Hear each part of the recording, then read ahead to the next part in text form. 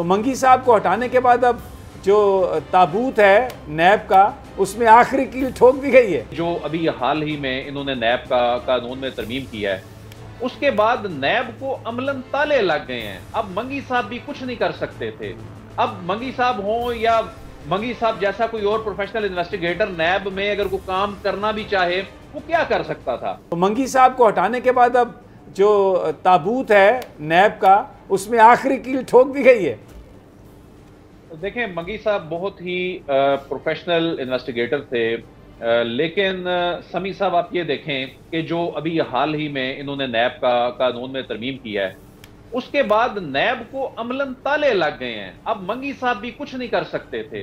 अब मंगी साहब हों या मंगी साहब जैसा कोई और प्रोफेशनल इन्वेस्टिगेटर नैब में अगर कोई काम करना भी चाहे, वो क्या कर सकता था। अब देखें, नैब में जब मूवेबल प्रॉपर्टी की कीमत के तयन के हवाले से और आप कहें कि जी अकाउंट में क्रेडिट बेशक अरबों रुपया क्रेडिट हो जाए, लेकिन अगर वो निकल गया है और इन्वेस्टिगेशन की तारीख पे उस पर 10 रुपए पड़े हैं, तो आप 10 रुपए का हिसाब लेंगे। उसके बाद आपने वॉल्यूम 10 का जिक्र किया। वॉल्यूम 10 क्या है? म्यूचुअल लीगल असिस्टेंस के हवाले से ये मंगी साहब, इनकी सारी टीम ये चीजें सामने लेकर आई थी। और उस कानून में आप ये लिख दें कि बैरून मुल्क से आने वाला कोई एविडेंस जो है वो किसी भी तफ्तीश में वो काबिल कबूल नहीं होगा।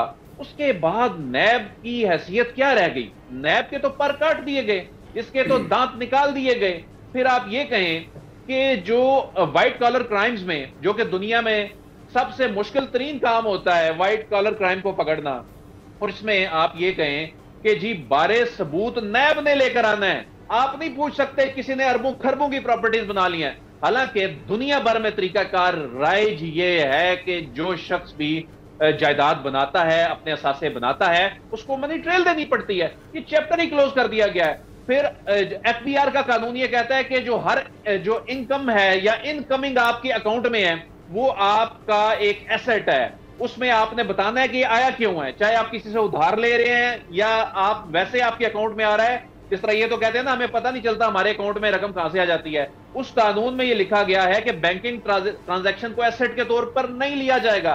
जिस दिन इंक्वायरी शुरू होगी उस दिन, चाहे उसमें 5 रुपए है, 10 रुपए है, 10,000 है, उसका आप हिसाब मांग सकेंगे।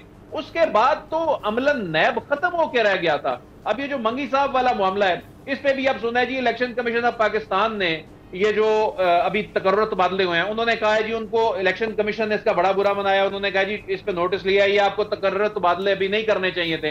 हालांकि जिस तरह पहले बात कर रहे थे कि इलेक्शन कमीशन के नोटिस लेने की जो दीगर चीजें हैं, जो इलेक्शन हो रहे हैं और वहां पर जो असर और रसूख इस्तेमाल हो रहा है, उस पर अभी तक मुझे तो कोई नोटिस नजर नहीं आया।